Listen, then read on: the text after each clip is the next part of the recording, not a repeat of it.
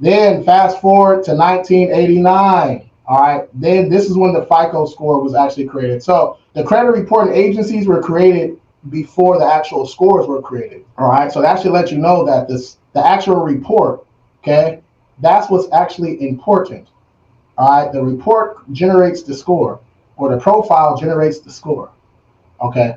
So, and then, yeah, 1989, intro of FICO scores created by Bill Fair and Earl Isaac. It became an industry standard for assessing credit risk. All right. I think Bill Fair was the engineer, then Earl Isaac was the mathematician, right? So you need a tech guy, you need a numbers guy, right? So they came together, Bill Fair and Earl Isaac. That's why Fair, created by Bill Fair and Earl Isaac. All right. So that's a quick history lesson on on credit. So we took it all the way back to Mesopotamia, 3000 BC, and brought it all the way back home with FICO scores. Okay. So there are some questions. Commercial property good to own. Kind of off topic, but yeah, if you can own commercial property, yeah, that's something you do want to own if you can get into it. Commercial real estate has been down the last couple of years. I will say that. So you can probably get it super cheap right now if you wanted to go that commercial route. But money's hard to get right now. Lending is just the interest rates right now on any type of lending products are just insane. So you want to be careful. Make sure it's a good deal before you get a mortgage or whatever type of loan you're going to get. Make sure that it's going to be a good deal. All right. Let's go. Let's jump back into it. There were a couple questions on TikTok. Zeke said, "How can I improve?" So how can you improve your credit score?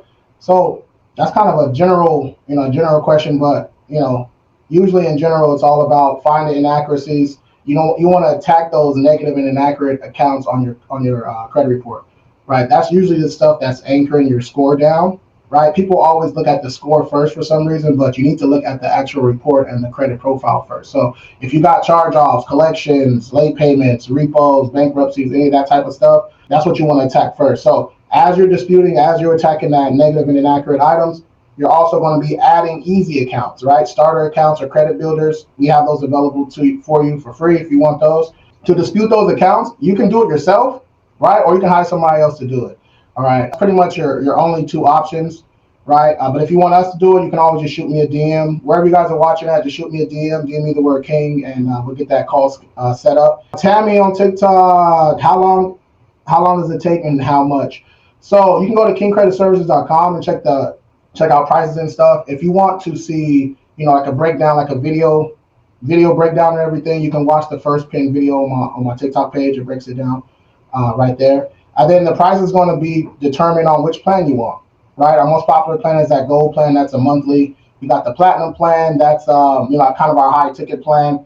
That's kind of for my VIP people that don't like doing monthly payments.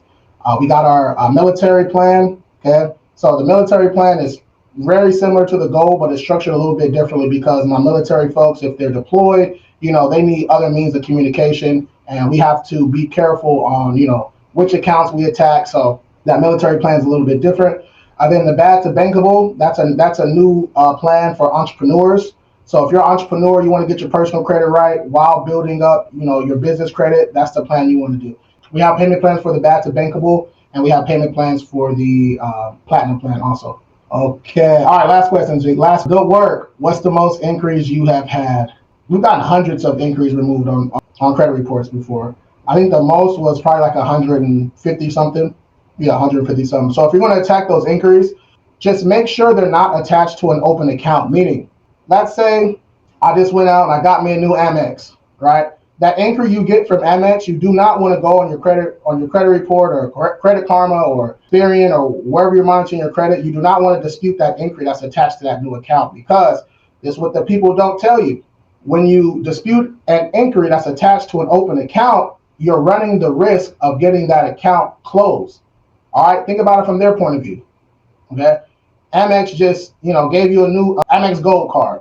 Okay, then next day they get something in the mail, or they get a notification from TransUnion saying, hey, this person said that this inquiry was fraudulent and they didn't do it, right? So sometimes Amex, they might get a little upset about that, and they can reach out to you and close your account because you said this inquiry wasn't yours, and that inquiry is attached to an open account. So that's why we always reserve disputing inquiries to accounts that aren't attached to open accounts, right? So if it's closed or you got denied or something like that, you can dispute that inquiry. All right, and we actually go through this stuff every single day on my live. I go live twice a day, 10 a.m. and 4 p.m. Pacific time on TikTok, and I try to go live a couple times a week on YouTube and Facebook and all that too. But you can join our free Skool community. I think it's Skool is Skool. It's that company that Alex Hormozi, has been promoting. I think he owns some of it by now. I think it might be his company, but Skool, Skool.com/credit for rookies. All right, credit for rookies has like gold, has our King Credit colors. All right.